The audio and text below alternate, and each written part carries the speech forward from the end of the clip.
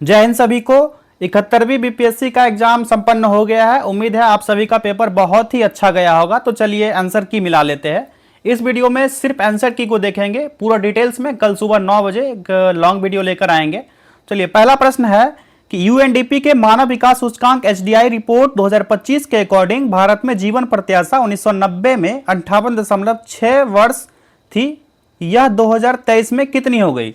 इसका जो right answer होगा कितना? 72 वर्ष। ऑप्शन ए राइट आंसर हो जाएगा। इसको थोड़ा जूम कर लेते हैं ताकि आपको सही से दिख पाए। अगला प्रश्न है, फरवरी 2025 में एआई एक्शन समिट किस शहर में आयोजित हुआ था? कहां आयोजित हुआ था? तो यह पेरिस में आयोजित हुआ था। Option B is the correct answer. ठीक है। अगला प्रश्न है, 96वें अकादमी पुरस्कार 2024 में एम्मा स्टोन को किस फिल्म में मुख्य भूमिका के लिए ऑस्कर मिला? करेक्ट आंसर हो जाएगा ऑप्शन बी, पुअर थिंग्स। ठीक है। नेक्स्ट, चौथा प्रश्न है, किस गुजराती फिल्म ने 71वें राष्ट्रीय फिल्म पुरस्कार में राष्ट्रीय सामाजिक और पर्यावरणीय मूल्यों को बढ़ावा देने के लिए सर्वश्रेष्ठ फीचर फिल्म का पुरस्कार जीता? कौन सा फिल्म था यह?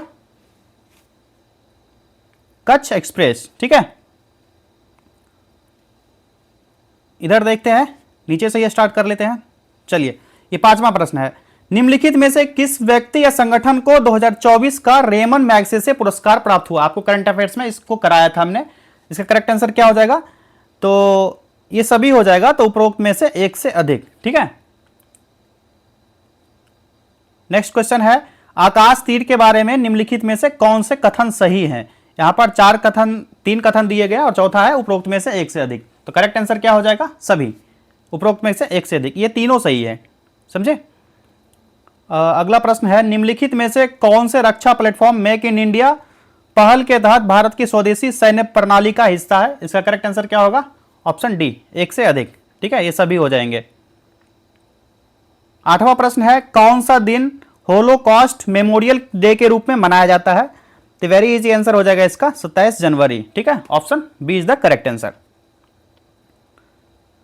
नौवां प्रश्न है, बानू मुश्ताक की किस पुस्तक को 2025 का अंतरराष्ट्रीय बुकर पुरस्कार मिला था? तो इसका राइट आंसर हो जाएगा heart lamp, option B. Sindhu जल संधि के अनुसार 3 पूर्व नदियां भारत को आवंटित की गई।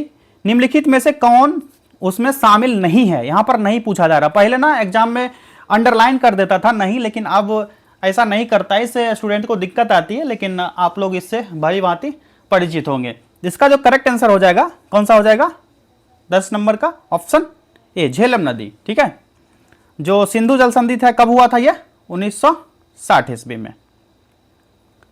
नेक्स्ट क्वेश्चन है, यूएनडीपी द्वारा विकसित क्षमता गरीबी माप सीपीएम के बारे में निम्नलिखित में से कौन सा कथन सही है? पूछा जा रहा है। ये 4 कथन दिए गए हैं, चारों में से कौन सा कथन सही है? यहां पर कूट दिया गया है और कूट के हिसाब से आपको आंसर चूज करना है। ठीक है, तो सीपीएम में स्वास्थ्य और पोषण की कमी के प्रतिनिधि के रूप में बाल कुपोषण को शामिल किया गया, सही है। शिक्षा और ज्ञान में अभाव को दर्शाने के लिए महिला निरक्षरता को शामिल किया गया, भी सही है। यह पुरुष निरक्षरता को क्षमता गरीबी का एक प्रमुख संकेतक माना जाता है। नहीं, ये पुरुष निरक्षरता नहीं, महिला निरक्षरता के बारे में कहा गया है, इसलिए तीसरा कथन गलत है। चौथा है कि इसमें क्षमता गरीबी के एक महत्वपूर्ण संकेतक के रूप में स्वच्छ पेयजल तक पहुंच की कमी शामिल है। स्वच्छ पेयजल नहीं था इसमें, तो चौथा कथन भी गलत है। तो पहला और दूसरा कथन सही है। कूट में देख लेते हैं कौन सा ऑप्शन सही होगा। तो ऑप्शन ए है, 1 और 2 ये दोनों सही हैं। ठीक है, अगला प्रश्न देखते हैं। नेक्स्ट क्वेश्चन है, निम्नलिखित में से कौन सी वस्तुएं अप्रैल से सितंबर 2024-25 के दौरान भारत में निर्यात की शीर्ष 10 प्रमुख वस्तुओं में से नहीं है? इसका करेक्ट आंसर क्या हो जाएगा? ऑप्शन सी, बासमती चावल। ये सब क्वेश्चन आपको मैंने करंट में भी करवाया था। भारत वन स्थिति रिपोर्ट 2023 आईएसएफआर 2023 के अकॉर्डिंग यहां पर 4 कथन दिए गए हैं, कौन सा सही होगा? इसका राइट आंसर हो जाएगा, सबसे अधिक वृक्षारोपण महाराष्ट्र में पाया गया और इसके बाद राजस्थान और उत्तर प्रदेश। करंट में करवाए थे। नेक्स्ट क्वेश्चन है, 2023 में वैश्विक सेवाओं के निर्यात से निम्नलिखित में से किस देश का भारत में सबसे अधिक हिस्सेदारी थी? कौन सा हो जाएगा? करेक्ट आंसर इसका हो जाएगा ऑप्शन बी, आयरलैंड में। ठीक है, ये सेट नंबर एच है। अपने अपने सेट के अकॉर्डिंग आप लोग आंसर मिला लीजिए। स्वास्थ्य और परिवार कल्याण मंत्रालय के यू विन पोर्टल के बारे में निम्नलिखित में से कौन सा कथन सही नहीं है? पूछा जा रहा है। सही नहीं है, कौन सा कथन सही नहीं है? ठीक है, तो इसका राइट आंसर हो जाएगा उपरयुक्त में से कोई नहीं, क्योंकि जितना भी कथन दिया गया है ना ये सभी कथन सही है, तो सही नहीं पूछा जा रहा है, तो सारे सही है, तो सही नहीं में क्या हो जाएगा, ऑप्शन डी उपरोक्त में से कोई नहीं। नेक्स्ट क्वेश्चन है, किस संगठन ने संयुक्त रूप से आवास और शहरी मामलों के मंत्रालय MOHUA के साथ राष्ट्रीय शहरी नवाचार स्टैक NUIS डिजिटल ब्लूप्रिंट विकसित किया है?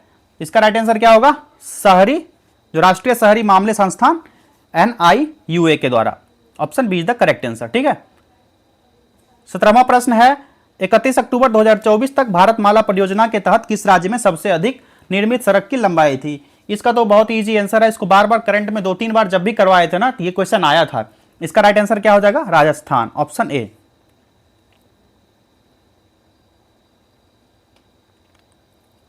क्वेश्चन नंबर 18, किसान पोर्टल KRP के शुभारंभ से पहले किसान ब्याज अनुदान और शीघ्र पुनर्भुगतान प्रोत्साहन योजनाओं के तहत मैनुअल दावे निम्नलिखित में से किस संस्थान को प्रस्तुत करते हैं? तो कौन सा संस्थान है यह? तो ये हो जाएंगे ये सभी, कृषि और किसान मंत्रालय, नाबार्ड, भारतीय रिजर्व बैंक और नाबार्ड, भारतीय राष्ट्रीय भुगतान निगम और भारतीय रिजर्व बैंक। तो option D is the correct answer. कौन सा? डी ऑप्शन सही होगा इसका। 18 नंबर क्वेश्चन का ऑप्शन डी राइट आंसर होगा। अगला प्रश्न है, भारत का विदेशी मुद्रा भंडार, इसके बारे में बताना है। तो क्या है, दिसंबर 2024 के अंत तक बढ़कर लगभग 640 बिलियन अमेरिकी डॉलर हो गया, ऑप्शन ए राइट आंसर हो जाएगा इसका।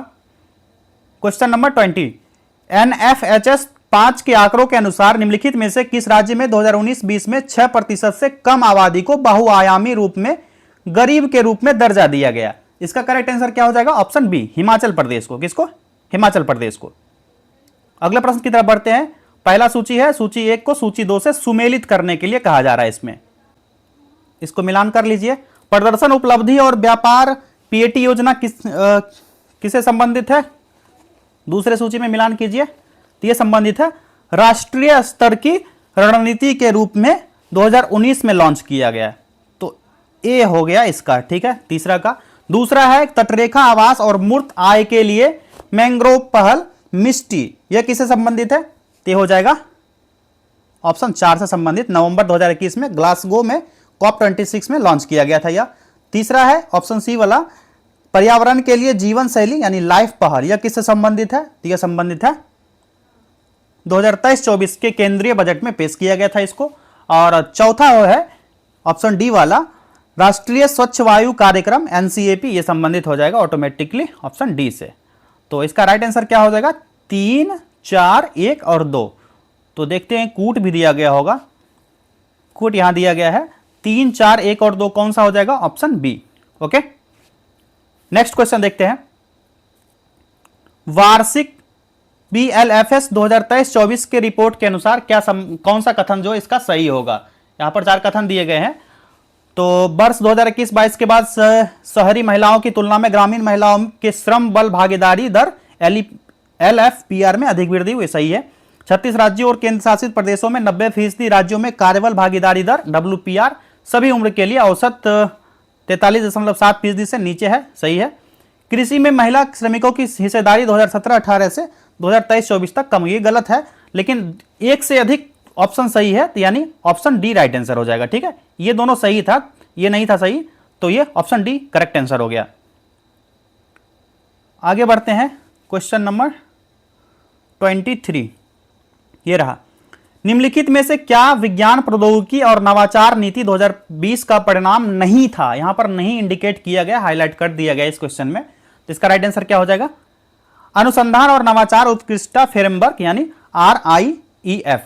ठीक है, option B is the correct answer. Question number 24, देश के सकल मूल्य वर्धित GVA में सूक्ष्म, लघु और मध्यम उद्यमों की हिस्सेदारी 2020-21 में डैश से बढ़कर 2022-23 में डैश हो कितनी हो गई थी?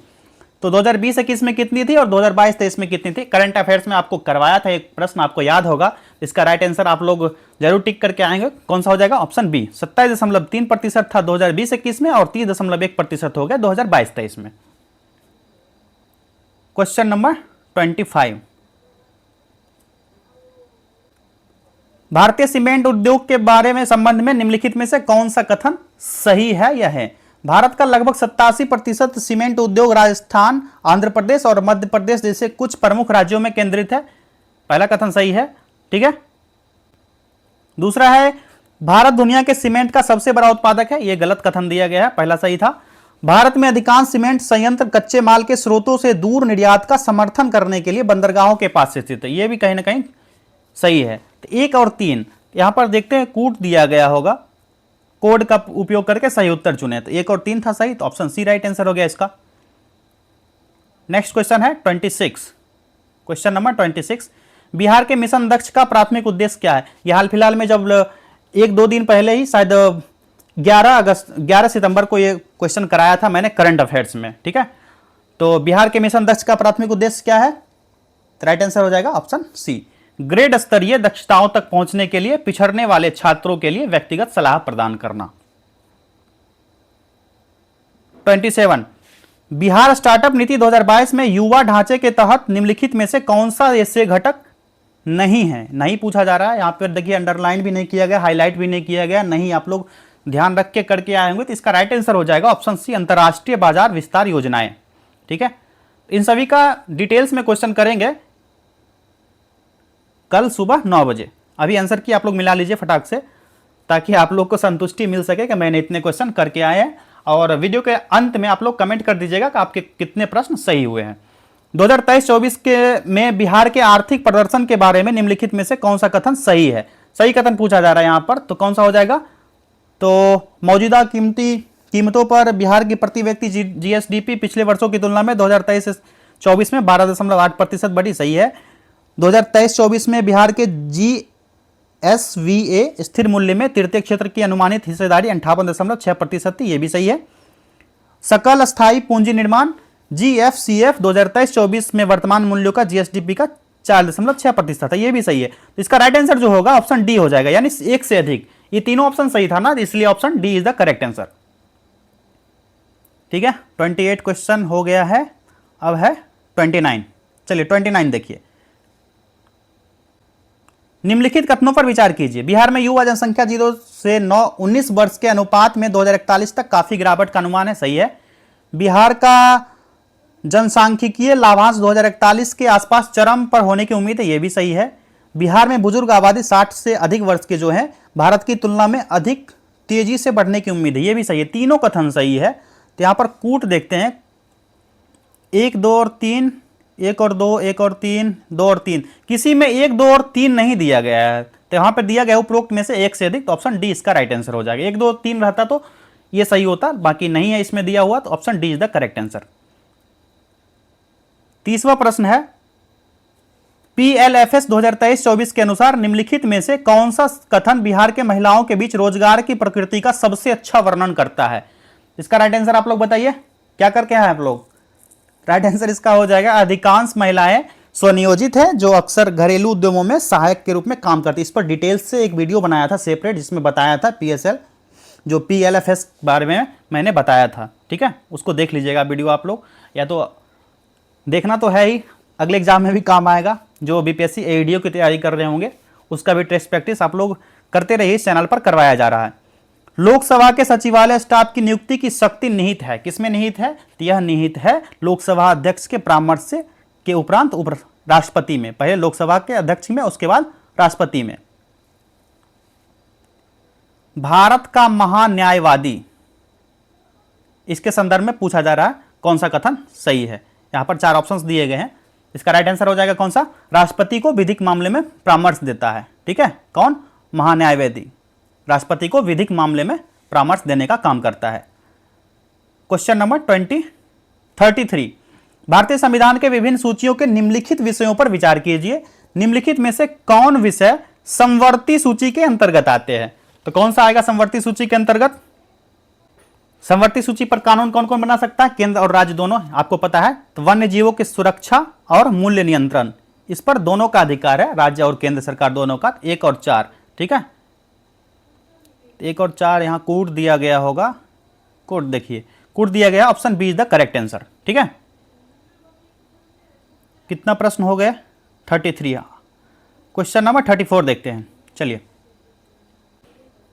निम्नलिखित में से कौन सा नीति निर्देशक तत्व गांधीवादी सिद्धांतों के अनुरूप नहीं है पूछा जा रहा है। तो कौन सा नहीं होगा? ग्राम पंचायतों का गठन यहां पर नहीं है, ये ध्यान रखिएगा आप लोग। तो गांधीवादी सिद्धांतों के अनुरूप नहीं है पूछा जा रहा है, तो ग्राम पंचायतों का गठन पहला है, ये तो है ही। समान नागरिक संहिता ये नहीं है। ग्रामीण क्षेत्रों में कुटीर उद्योगों की प्रोन्नति, गांधी जी ने कहा था शिक्षा ऐसा होना चाहिए जिसमें आगे जाकर के लोग बिजनेस भी कर सके, व्यापार कर सके, इस तरह से बच्चों को शिक्षा देना चाहिए। काम का अधिकार ये भी सही है, तो नहीं है। तो कौन सा नहीं है? केवल 2। ठीक है, तो इसका राइट आंसर हो जाएगा ऑप्शन ए, केवल 2। अगला प्रश्न देखते हैं, निम्नलिखित में से कौन सा युग्म सुमेलित नहीं है? तो कौन सा युग्म सुमेलित नहीं है?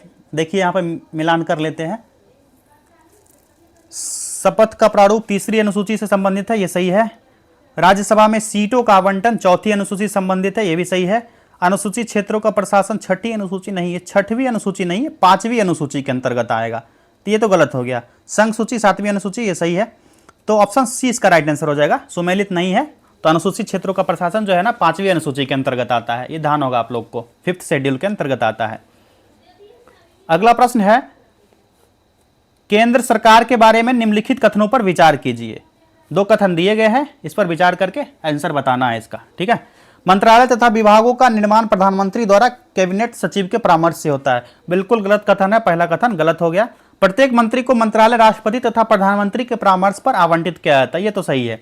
तो केवल 2 दूसरा कथन सही है, तो ऑप्शन बी इसका राइट आंसर हो गया। ठीक है, 36 हो गया। बढ़ते हैं आगे, 37। राज्य विधायिका की कार्रवाई के बारे में क्या सत्य है? पॉलिटी से तो मॉडरेट प्रश्न है, ज्यादा ना ही हार्ड है ना ही लो कैटेगरी का है। तो इस प्रश्न का सही जवाब क्या हो जाएगा? राज्य विधायिका की कार्रवाई के बारे में क्या सत्य है? तो इसका राइट आंसर जो हो जाएगा ऑप्शन डी हो जाएगा। किसी कथित अनियमितता के आधार पर कार्रवाई को वैधता पर प्रश्न किए जा सकते हैं। ठीक है, यह कथन सत्य है। नेक्स्ट क्वेश्चन, भारतीय संविधान मौलिक अधिकारों पर औचित्यपूर्ण प्रतिबंध का प्रावधान करता है, किंतु औचित्य को ध्यान में रखना चाहिए कि क्या औचित्य को ध्यान में रखना चाहिए इसके अकॉर्डिंग? सामान्य जन का हित संरक्षित हो, सही है।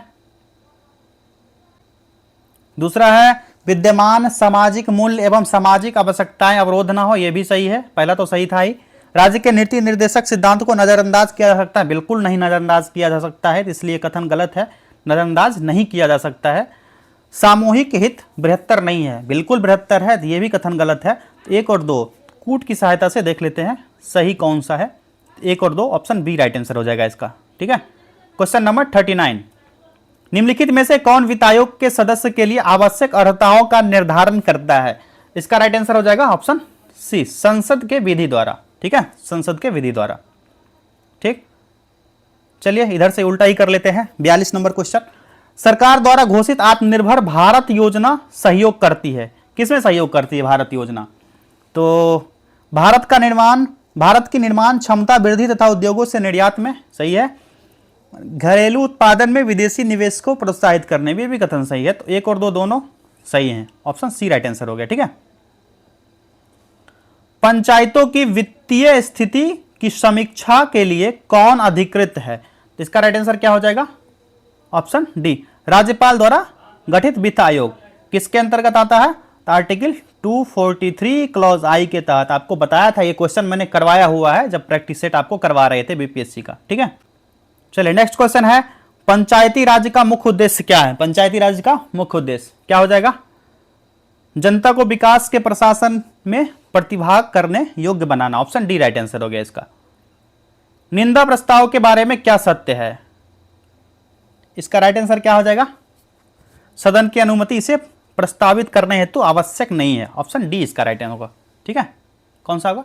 सॉरी एक्सक्यूज मी, एक मिनट, एक क्वेश्चन छूट रहा है कोई ना। चलिए जो भी छूटा है उसको लास्ट में देख लेंगे।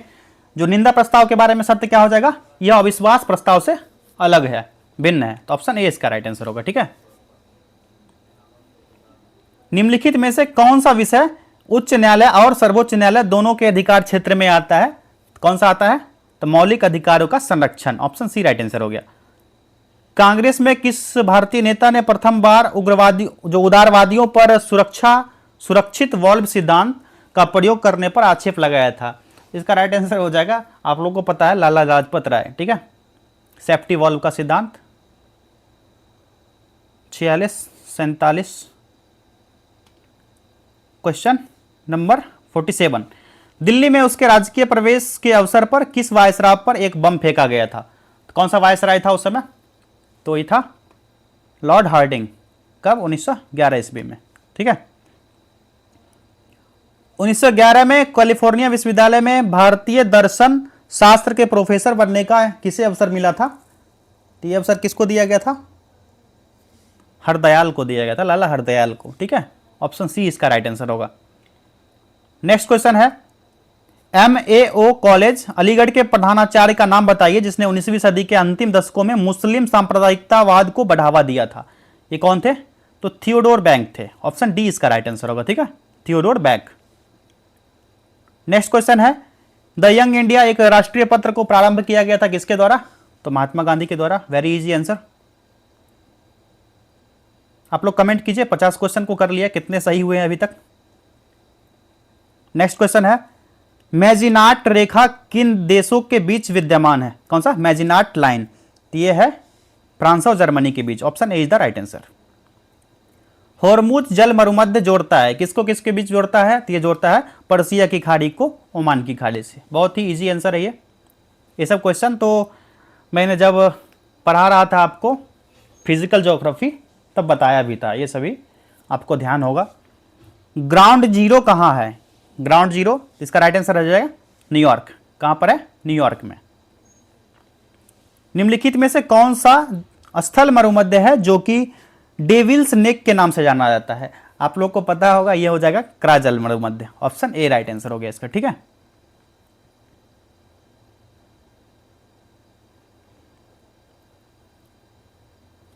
नेक्स्ट क्वेश्चन है, लदंग संदर्भित करता है, किसके संबंधित करता है? यह स्थानांतरित कृषि को। लदंग या लदांग भी कहा जाता है इसको। ठीक है, लदांग भी कहा जाता है, स्थानांतरित कृषि से संबंधित है यह। दुनिया का सबसे बड़ा द्वीप कौन सा है? तो यह हो जाएगा माजुली द्वीप, ऑप्शन के अकॉर्डिंग। ठीक है, भारत का सबसे बड़ा द्वितीय नदी बेसिन पूछा जा रहा है, तो ये कौन है? गोदावरी नदी बेसिन। चलिए फटाफट करते जाइए आंसर। निम्नलिखित में से कौन सा अलकनंदा भगीरथी के संगम का स्थल है? इस क्वेश्चन को मैंने प्रैक्टिस सेट में भी कराया था, एक शॉर्ट वीडियो भी मैंने डाला था 1 से 1.5 मिनट का, उसमें बताया था कौन नदी मिलने से कौन सा प्रयाग बनता है। इसका राइट आंसर क्या हो जाएगा? Option D Dev Prayag. जो अलकनंदा और भगीरथी का संगम है देव प्रयाग कहलाता है। ठीक है, क्वेश्चन नंबर 59, भारतीय क्षेत्र के 2 ज्वालामुखी द्वीप कौन कौन से हैं? तो ये हो जाएंगे नारकोंडम और बेरन। ऑप्शन डी इसका राइट आंसर होगा। ठीक है,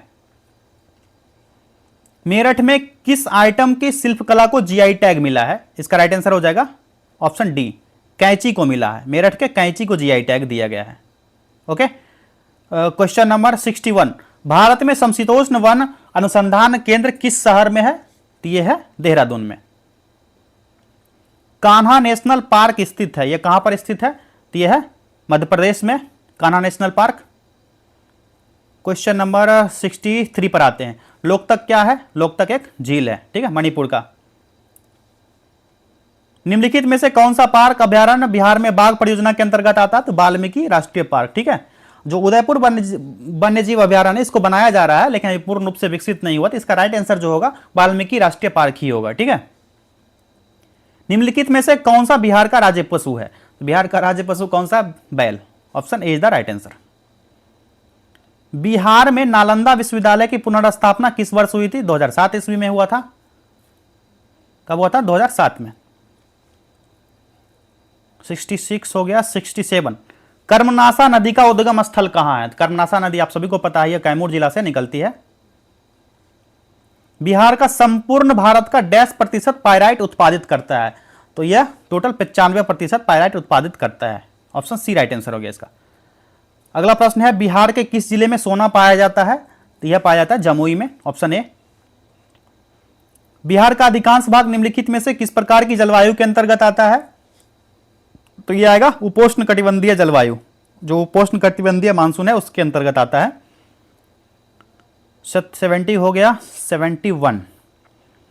हम एक लकड़ी के बक्से को 200 न्यूटन बल लगाकर उसे नियत वेग से फर्श पर ढकेलते हैं, सीमांत घर्षण बल होगा। इसका सीमांत घर्षण बल कितना हो जाएगा? 200 न्यूटन। इसको सॉल्व भी करेंगे जब पूरा डिटेल्स में वीडियो बनाएंगे, ठीक है। तो ये भी है, इसको सॉल्व करके बताया जाएगा।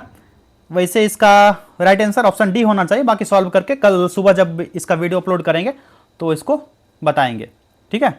ऐसे मोटा मोटी मान लीजिए सॉल्व करने के बाद 14,000 न्यूटन आया था। एक बार फिर से इसको देख लेंगे। नेक्स्ट क्वेश्चन है, किसी घर में एक महीने में ऊर्जा की खपत 250 यूनिट होती है तो कुल ऊर्जा जूल में होगी, तो कितना जूल होगा इसका? 9 × 10⁵ जूल, ठीक है। किस माध्यम में ध्वनि की चाल अधिकतम होती है? तो ये हो जाएगी स्टील में। किसमें? स्टील में। मेटल में वैसे भी अधिकतम होती है, तो मेटल भी रहता तो कोई भी मेटल रहता तो उसमें अधिक ही होती ध्वनि की चाल। नेक्स्ट क्वेश्चन है, मुक्त रूप से गिरते हुए पिंड की स्थिति ऊर्जा लगातार कम हो जाती है, किस स्थिति में? ऊर्जा संरक्षण सिद्धांत का उल्लंघन इसमें नहीं हो रहा इस स्थिति में, ठीक है। अगला प्रश्न है, ये भी डाउटफुल क्वेश्चन है। इसका राइट आंसर ऑप्शन बी या सी होना चाहिए। इसको सॉल्व किया जाएगा, स्टार मार्क्स लगा लीजिए, कल सुबह बताएंगे। नेक्स्ट क्वेश्चन है, समतल दर्पण की फोकस दूरी होती है, कितनी है? अनंत होती है। ऑप्शन डी इसका राइट आंसर हो गया। निम्नलिखित में से कौन सा पद विद्युत परिपथ में विद्युत शक्ति को निरूपित नहीं करता है? तो हो जाएगा IR²। ऑप्शन ए इसका राइट आंसर हो गया। 78 हो गया। चलिए 79 करते हैं। लघुपातन के समय परिपथ में विद्युत धारा का मान क्या होता है? तो हो जाएगा बहुत अधिक बढ़ जाता है। उपकरणों को विद्युत आघात से बचाने वाली युक्ति है, क्या है? इसको फ्यूज कहा जाता है। ऑप्शन बी राइट आंसर हो गया। 0.1 NaCl समाधान का pH मान है, लगभग कितना हो जाएगा? ये हो जाएगा 1 point. Option B is the right answer. नीचे से रात में चमकने वाले वर्णक के रूप में कौन सा यौगिक जाना जाता है? इसको कहा जाता है europium doped strontium aluminate. Option B इसका राइट आंसर होगा, ठीक है। सी नहीं होगा, ऑप्शन बी इसका राइट आंसर होगा, ये ध्यान रखिएगा आप लोग। स्मार्ट फिल्म के लिए किस सामग्री का उपयोग किया जाता है? वेरी इजी आंसर, इसका हो जाएगा इंडियम टिन ऑक्साइड का। चलिए क्या था? 84 क्वेश्चन देखते हैं। क्वेश्चन नंबर 84, कार्सिनोमा के उपचार के लिए किस धातु यौगिक का उपयोग किया जाता है? कार्सिनोमा के उपचार के लिए प्लेटिनम का उपयोग किया जाता है। ऑप्शन बी राइट आंसर होगा इसका। अगला प्रश्न है, गर्भ निरोधक गोलियों में किस यौगिक का उपयोग किया जाता है? तो आप लोग टीवी एड में भी देखते होंगे, इसमें जो लिखा रहता है नीचे में लेवोनॉर्गेस्ट्रॉल, ठीक है। ये क्या करता है? अंडाणु जो होता है, जब अंडाणु परिपक्व होने लगता है उसमें ये गोली जाकर के अंडाणु को बड़ा नहीं होने देता, बढ़ने नहीं देता, उसको वहीं पर भंग कर देता है, ठीक है। तो गर्भ निरोधक गोली में लेवोनॉर्गेस्ट्रॉल का इस्तेमाल किया जाता है। नेक्स्ट क्वेश्चन है, तेल को गैल्वनाइज्ड आयरन पॉट में क्यों नहीं रखा जाता है? तो क्यों नहीं रखा जाता है? यह जहरीला यौगिक बनाता है, यह तेल की गुणवत्ता को कम करता है, जंग देखी जा सकती है। ये सभी हो जाएंगे, तीनों सही है ना, इसलिए उपरोक्त सभी हो जाएंगे। 86 हो गया। क्वेश्चन नंबर 87, ऑक्टेन रेटिंग बढ़ाने के लिए किस यौगिक का उपयोग किया जाता है? तो इसमें यूज किया जाता है टेट्राएथिल लेड, ठीक है। टेट्राएथिल लेड का उपयोग किया जाता है। यह हो गया 87। चलिए क्वेश्चन नंबर 88 देख लेते हैं। PHBB बायोडिग्रेडेबल पॉलीमर का पूर्ण रूप है, इसका फुल फॉर्म पूछा जा रहा है, तो हो जाएगा पॉली 3 हाइड्रोक्सी ब्यूटेराइट और CO3 हाइड्रोक्सी वैलेराइट। ऑप्शन सी इसका राइट आंसर हो गया, ठीक है। हार्मोन किसके द्वारा स्रावित होते हैं? इसका आंसर तो वेरी इजी आंसर है, अंतःस्रावी ग्रंथि के द्वारा हार्मोन रिलीज होते हैं। निम्नलिखित में से कौन सा शब्द हर्पिस सिंप्लेक्स वायरस और मानव के बीच की बातचीत को दर्शाता है? तो यह है परजीविता। ऑप्शन बी राइट आंसर हो गया इसका। संक्रमण के जवाब में बनने वाली पहली इम्यूनोग्लोबुलिन की श्रेणी कौन सी है? तो इसका राइट आंसर क्या हो जाएगा? IgA। ऑप्शन ए, ठीक है। 91 हो गया। 92, चलिए फटाफट कर लेते हैं, कुछ ही क्वेश्चन बचे हैं। जैविक झिल्ली बायोलॉजिकल मेम्ब्रेन्स किससे बनी होती है? इसका राइट आंसर हो जाएगा ऑप्शन ए, लिपिड और प्रोटीन के विभिन्न संयोजन जो प्रत्येक प्रजाति, कोशिका प्रकार और अंग के लिए विशिष्ट होते हैं। ऑप्शन ए राइट आंसर होगा इसका, ठीक है। अपने अपने सेट के अकॉर्डिंग आप लोग क्वेश्चन सामने रख लीजिए, मिला लीजिए कितने क्वेश्चन सही हुए। निम्नलिखित में से कौन सा एक नॉनसेंस कोडन है नॉनसेंस कोडन कौन सा हो जाएगा? UAA, option B right answer हो गया इसका। विलुप्त होने के खतरे में पड़ी प्रजातियां कहलाती है, इसको क्या कहा जाता है? तो इसको कहा जाता है लुप्त प्राय, ऑप्शन सी राइट आंसर हो गया इसका। ठीक है, चलिए क्वेश्चन नंबर 95, निम्नलिखित में से कौन एक खरीफ फसल है? बार बार इसको पढ़ाया गया है, रबी फसल और खरीफ फसल, जायद फसल सभी के बारे में बताया गया है, तो इसका राइट आंसर क्या होगा? गन्ना। गन्ना जो है खरीफ फसल है। चलिए नेक्स्ट क्वेश्चन है 96, क्वेश्चन नंबर 96, पौधे में जाइलम निम्नलिखित कार्य के लिए जिम्मेदार है। जाइलम फ्लोएम बच्चे से पढ़ते आ रहे हैं आप लोग, इसका राइट आंसर क्या होगा? पानी के घुले हुए खनिज का परिवहन करने का काम करता है, ऑप्शन बी इसका राइट आंसर हो गया। अगला प्रश्न है, पौधों के वर्गीकरण में संवहनी उत्तक जो वैस्कुलर टिश्यूज हैं, इसकी विशेषताओं का उपयोग करने वाले पहले व्यक्ति कौन थे? इनका क्या नाम था? तो बेंथम और Hooker, option B right answer हो गया इसका। आम में जो हम भाग खाते हैं वो कौन सा है? तो ये मध्य भाग, जो बीच का भाग है। ऊपर का भाग तो छिलका हो जाता है, बीच का भाग तो आम का गुठली हो जाता है, और ये मिडिल भाग जो है, मिडिल पार्ट, यही आम का हम लोग खाते हैं। ओजोन दिवस कब मनाया जाता है? तो यह मनाया जाता है कब? 16 सितंबर, ऑप्शन बी राइट आंसर हो गया इसका। चलिए 99 हो गया। क्वेश्चन नंबर 100, माइकोराइजा संबंध में पौधे का लाभ है, क्या है? तो यह जो है ना, खनिजों का बढ़ा हुआ अवशोषण और रोगों से सुरक्षा करता है। खनिजों में अवशोषण को बढ़ाता है, रोगों से सुरक्षा करता है, ऑप्शन डी इसका राइट आंसर होगा। ठीक है, चलिए 101, क्वेश्चन नंबर 101, किस कमीशन ने राजनीतिक समूहों और दलों के किसी भी भारतीय सदस्य को शामिल नहीं करने के कारण बेचैनी को बल मिला? कौन सा इसका राइट आंसर हो जाएगा? इसका हो जाएगा option C, Simon Commission. Simon Commission कब हुआ था गठन? 1927 ईस्वी में साइमन कमीशन का गठन हुआ था, ध्यान होगा आपको। किसने आजाद हिंद फौज का नेतृत्व संभाला और चलो दिल्ली की प्रसिद्ध लड़ाई का नारा दिया था? दिल्ली चलो या चलो दिल्ली? तो इसका राइट आंसर हो जाएगा ऑप्शन डी, सुभाष चंद्र बोस। इन्हीं को सौंपा गया था। ये क्वेश्चन तो बार बार मैंने कथन में करवाया था, याद होगा आपको। हम या तो भारत को स्वतंत्र कहेंगे या अभियान में मर जाएंगे, जिसमें करो या मरो का नारा था ना, उसी से संबंधित ये कथन है। ठीक है, तो इसका राइट आंसर क्या हो जाएगा? महात्मा गांधी। महात्मा गांधी ने यह कहा था।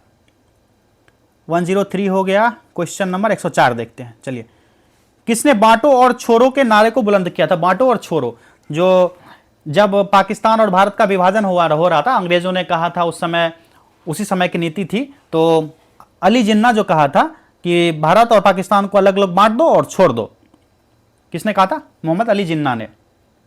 तो ऐसा ही हुआ, दोनों देश को बांट दिया गया और अंग्रेजों ने छोड़ दिया देश को आजाद करके। अगला प्रश्न है, किस अधिनियम ने भारत के विभाजन के लिए दो नए स्वतंत्र भारत और पाकिस्तान के राज्यों को मूर्त रूप दिया गया था? तो किसने दिया था?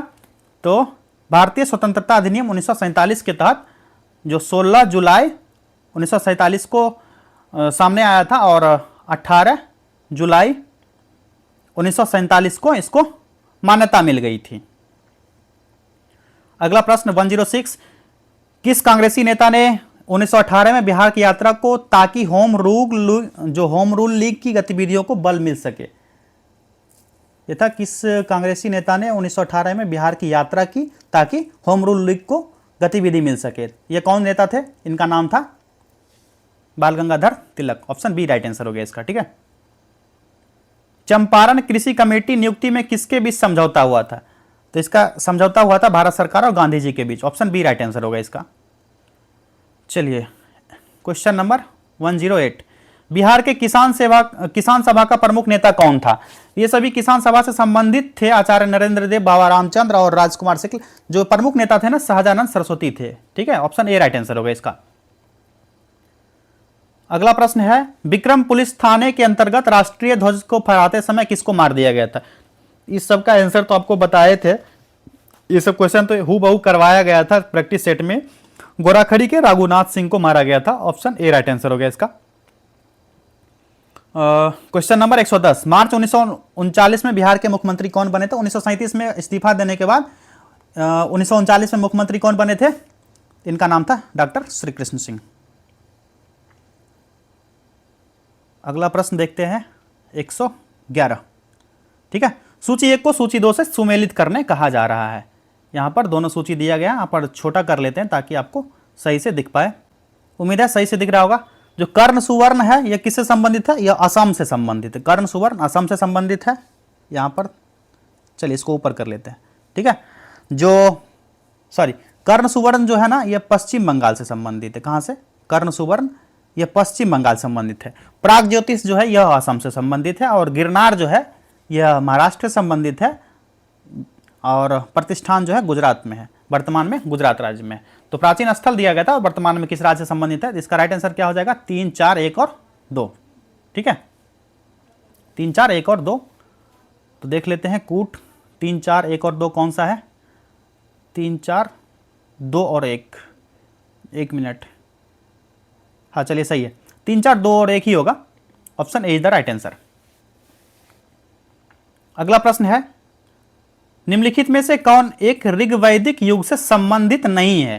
कौन सा संबंधित नहीं होगा ऋग्वैदिक युग से? तो यह हो जाएगा कौन सा? गार्गी। यह किस युग से संबंधित है? यह उत्तर वैदिक युग से संबंधित है, गार्गी। ठीक है, किससे? उत्तर वैदिक युग से संबंधित है। चलिए क्वेश्चन नंबर 113, 113।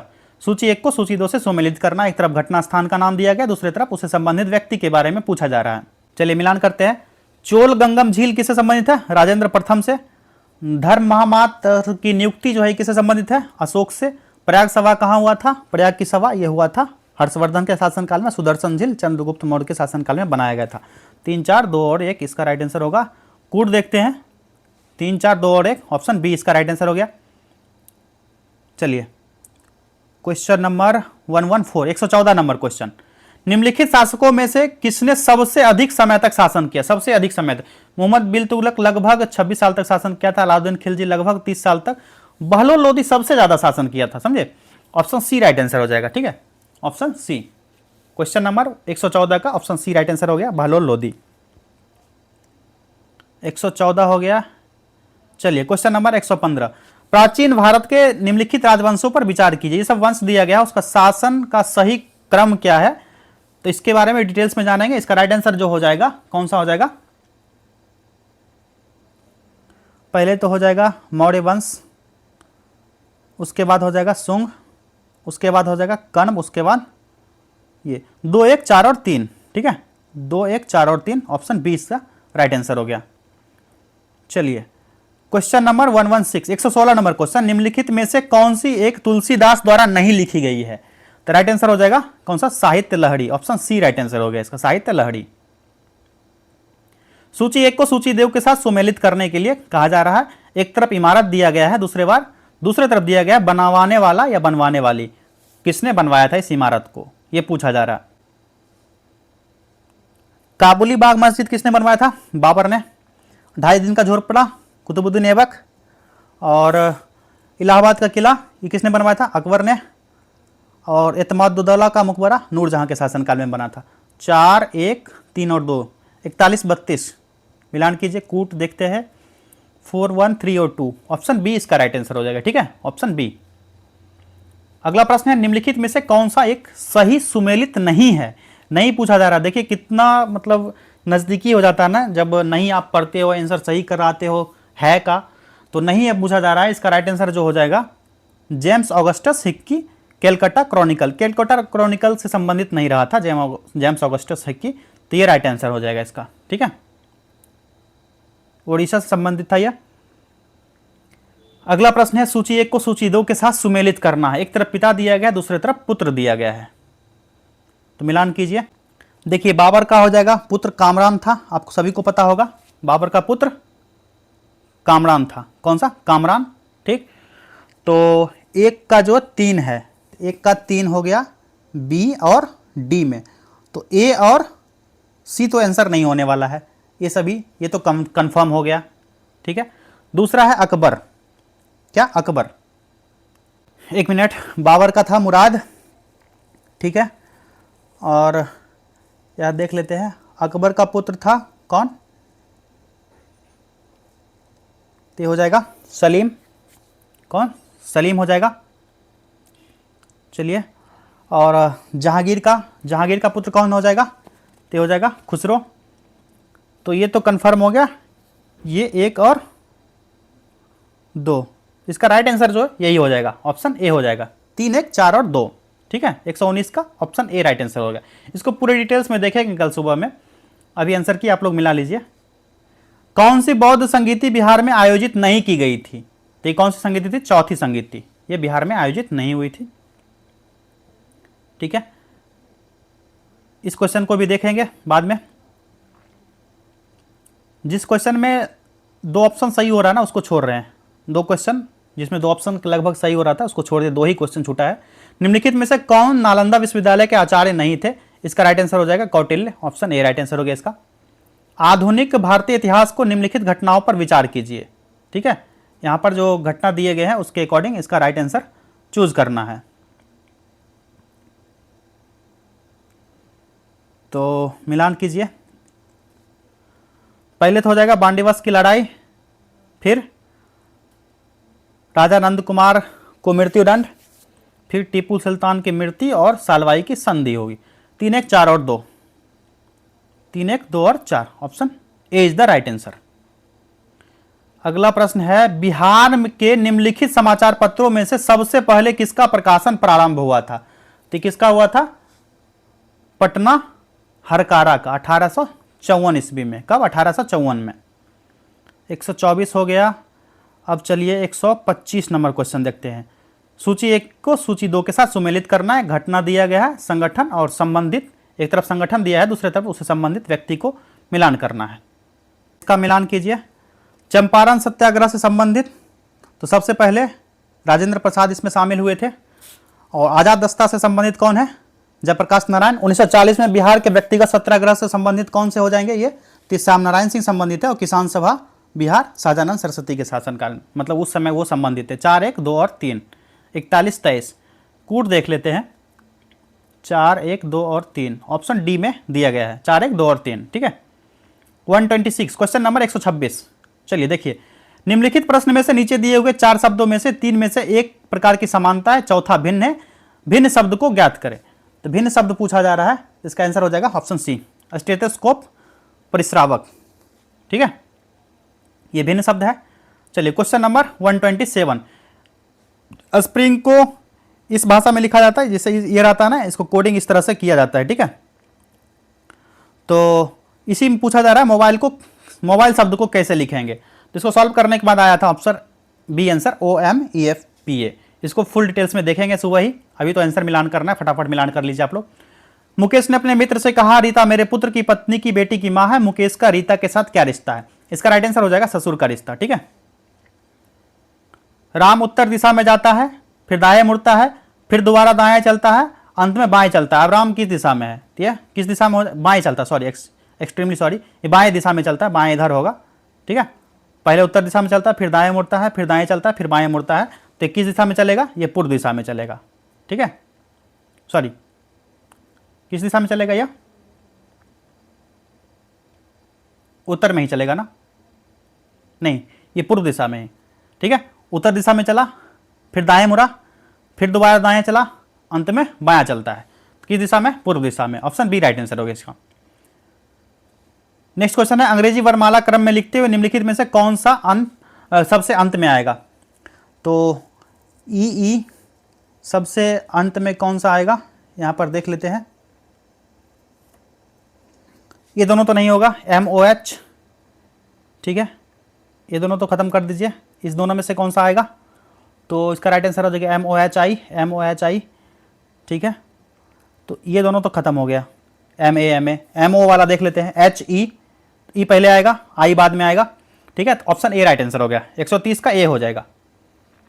39 विद्यार्थियों की कक्षा में नितिन ने जोगिंद्र से 7 रैंक श्रेणी आगे है। जो यदि जोगिंद्र का रैंक अंतिम से 17वां है तो नितिन का रैंक आरंभ में कितना है? इसका राइट आंसर हो जाएगा 16वां। ठीक है, 131 हो गया। अब 132। चलिए, यदि प्लस का अर्थ इतना है, इसको सॉल्व करने के बाद ना इस क्वेश्चन का आंसर आएगा ऑप्शन बी, 77। कितना? 77। 133, राहुल की आयु सीमा से 3 गुना अधिक है। 4 वर्ष पूर्व लक्ष्मी की आयु राहुल से 2 गुनी थी। अगले 4 वर्षों में राहुल 31 वर्ष का हो जाएगा। सीमा तथा लक्ष्मी की वर्तमान आयु क्या है? इसका राइट आंसर हो जाएगा 9 और 50 वर्ष। ऑप्शन डी राइट आंसर हो गया। ठीक है, निम्नलिखित विकल्पों में लुप्त संख्या चुनने के लिए कहा जा रहा है। यहां पर क्या आएगा? इस क्वेश्चन मार्क के पास क्या आएगा? इसका राइट आंसर क्या हो जाएगा? 35। ठीक है, सॉल्व करेंगे कल सुबह। रेन को कोड इतना लिखा जाता है तथा मोर को 7 दर्शाया जाता है, तो उसी कोड में रिमेन। तो सबसे पहले रेन में 8 आता है, तो आर से शुरू है तो 8 होगा, ये दोनों तो खत्म हो गया, इस दोनों में से कौन सा आएगा इसको देख लेते हैं। एन लास्ट में है तो 6 है इसमें, तो इसमें भी एन है, लास्ट में 6 है, तो ऑप्शन डी इसका राइट आंसर हो गया। ठीक है, इसको इस तरह से इजीली तरीके से ऑप्शन आप कर सकते हैं। चलिए क्वेश्चन नंबर 136, 38वीं जूनियर राष्ट्रीय जूनियर एथलेटिक्स चैंपियनशिप 2025 में बिहार के खिलाड़ियों ने कितने कांस्य पदक जीते? तो इन्होंने जीता टोटल 6, कितने? 6 कांस्य पदक, ऑप्शन सी इसका राइट आंसर हो गया। चलिए 137, कोसी मेची लिंक परियोजना से बिहार के कौन कौन से जिलों को लाभ होगा? तो इसमें जो जिले शामिल होंगे अररिया, पूर्णिया, किशनगंज और Katihar, option C right answer हो गया इसका। चलिए क्वेश्चन नंबर 138, किन भारतीय भाषाओं को शास्त्रीय भाषा का दर्जा प्राप्त है? ये भाषा कौन कौन से? तेलुगु, मराठी, बंगाली, एक से अधिक, ये सभी भाषाएं हैं ना, ये तीनों को प्राप्त है, तो एक से अधिक हो जाएंगे, ऑप्शन डी हो गया उसका। चलिए क्वेश्चन नंबर 139, नागी पक्षी अभ्यारण्य स्थल को महत्वपूर्ण पक्षी और जैव विविधता क्षेत्र IBA के रूप में किस संगठन ने मान्यता दी है? तो यह हो जाएगा वर्ल्ड लाइफ इंटरनेशनल ने, ऑप्शन सी राइट आंसर होगा इसका। ठीक है, ऑप्शन बी नहीं होगा, आप लोग ध्यान से किए होंगे तो ऑप्शन सी राइट आंसर होगा, वर्ल्ड लाइफ इंटरनेशनल ने दिया था। चलिए 139 हो गया।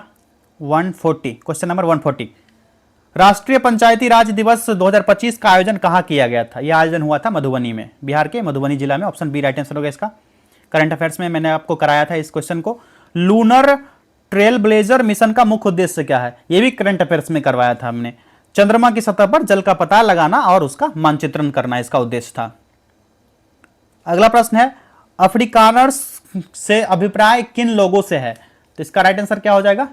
इसका राइट आंसर हो जाएगा ऑप्शन सी, दक्षिण अफ्रीका में श्वेत अल्पसंख्यक समूह से। उस समय उसी का सत्ता चला करता था जब काला और श्वेत की लड़ाई चल रहा था। नेक्स्ट क्वेश्चन है, उस 16वीं सदी का बावड़ी का क्या नाम है जिसने भारतीय पुरातत्व सर्वेक्षण में हाल ही में वर्ल्ड मॉन्यूमेंट्स फंड इंडिया के सहयोग से संरक्षित किया गया? इसका क्या नाम है? इसका नाम है राजो की बावली, ऑप्शन बी राइट आंसर हो गया इसका। ठीक है, चलिए क्वेश्चन नंबर 143 हो गया। क्वेश्चन नंबर 144, न्यूयॉर्क सिटी के मेयर का क्या नाम है जिन्होंने 14 अप्रैल 2025 को डॉक्टर भीमराव अंबेडकर दिवस घोषित किया है?